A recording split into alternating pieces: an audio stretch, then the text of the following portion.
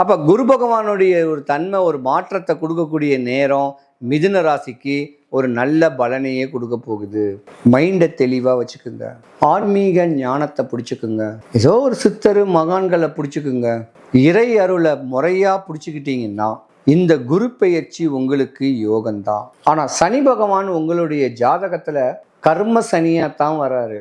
கர்ம பலனை அனுபவிக்க பிறந்த நீங்கள் உங்கள் கர்மா நீங்கள் என்னவா ஆகணுமோ அதை ஆக முடியாமல் தடுத்து நிப்பாட்டும். அப்போ அதுக்கு தான் முன்னோரையும் வழிபடணும். அவங்க குலதெய்வத்தையும் வழிபட்டு வந்தா அந்த கர்மாங்கிறது போயிடும். பொதுவாகவே பலன் கொடுக்கறதுல குரு பகவான் தான் நம்பர் 1. இருந்தாலும் பலன்களை சனி பகவான் மாதிரி கொடுப்பவர் யாரும் இல்லை. அதை தடுக்கவே முடியாது. அப்படியாப்பட்ட தருணத்தில் உங்களுக்கு அது கொஞ்சம் விரயத்தில் தான் இருக்குது சனீஸ்வர பகவானுடைய பார்வை. அதனால கவனம் தேவை.